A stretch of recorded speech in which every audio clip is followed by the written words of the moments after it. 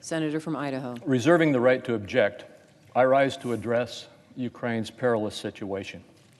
There is broad agreement in this chamber and in the House of Representatives that America's response in all areas to Russia and Belarus's aggression against Ukraine must be comprehensive and strong.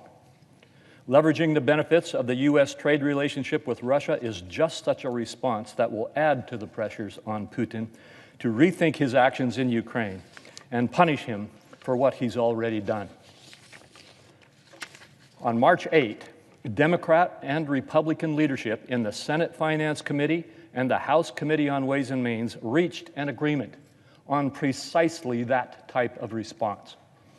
The bicameral, bipartisan agreement is called the Suspending Normal Trade Relations with Russia and Belarus Act, and its provisions include banning Russian energy imports, including various forms of petroleum, natural gas, and coal, moving Russia and Belarus to the same pariah trade status as North Korea and Cuba, providing the President additional authority to raise tariffs on Russia and Belarus even further, calling on WTO members to take similar actions to deprive Russia of its trade benefits, and sending a crystal clear message to Russia's dictator, Vladimir Putin, that he will never see these trade benefits restored until he reverses his aggression, stops threatening our NATO allies, and recognizes the right of the Ukrainian people to live freely. None of this is controversial, and all of it is necessary. Yet only a day after the deal was made, and with neither warning nor explanation, the House split the energy ban from the trade status provision and bifurcated the two measures further by imposing separate standards on Putin's actions in Ukraine before any president can think to remove these trade benefits, to restore these trade benefits to Russia without congressional approval. Each bill passed by over 400 votes, but the House decided to only transmit the bill on Russia's trade status, the Permanent Normal Trade Relations, or PNTR piece, even though it had passed more than a week after the energy ban. The important point is that our House colleagues on both sides of the aisles agree both restrictions need to happen. Some may wonder why the urgent need for congressional energy and the import ban after President Biden provided one in his executive order. Speaker Pelosi was asked just that question when she put the new House version on the import ban up for a vote. And she stated correctly to her House colleagues, "You're here to legislate." Absolutely. That's why we are here. And our legislative response, more especially its certification requirements, must deliver an unmistakable message to Putin. No relief until you stop your aggression and recognize Ukraine's inalienable right to live free and choose its leaders.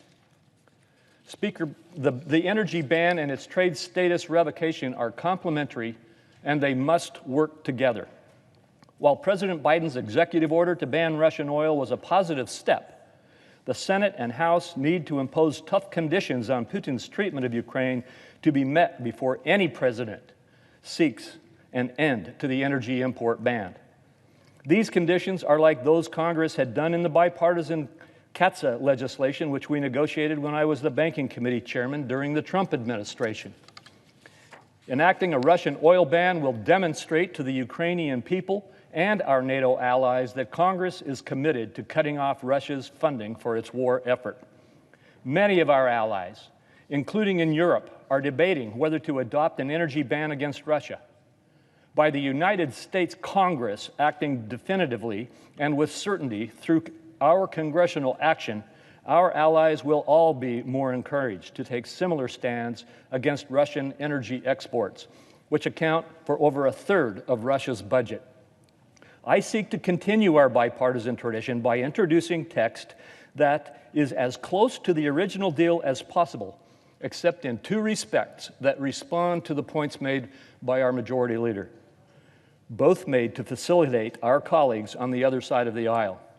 First, I am making a single technical correction made at the request of Senators Manchin and Murkowski to comport with a timeline of the President's executive order regarding the oil ban, so that no delay, such as was mentioned as a possible problem will exist. This edit is necessary to avoid that delay, and it solves that problem. Second, I have revised the certification criteria that would allow the restoration of trade benefits to match exactly what the House passed. The original deal provided that benefits could not be restored until Russia withdrew its forces and stopped posing an immediate threat to NATO allies and partners. To secure a bipartisan support, I yielded to what the House passed, that Russia need only reach an agreement with the President to withdraw its forces rather than have definitively withdrawn them, and that Russia not pose a threat to NATO members as opposed to NATO members and their partners. Again, this is to match what the House has requested. Mind you, I have many colleagues on my side who would like to do many more things, and I agree with their requests. But on the trade front, I'm willing to make these concessions to get this done. My view is that we should act quickly. I agree with the majority leader on this. We must do it together, and we must do it today. There is no reason to wait for another revenue bill to come from the House before we act. So let us mark the bravery of Ukrainian people by passing the strongest legislation we can today in the trade space. Accordingly, I'm asking the senator to modify his request to take the firm, comprehensive action against Vladimir Putin that circumstances require. I would like to ask if the senator would modify his request to make it in order for the Crapo substitute amendment, which is at the desk, to be considered and agreed to, and that the Senate vote on the passage of the bill as amended.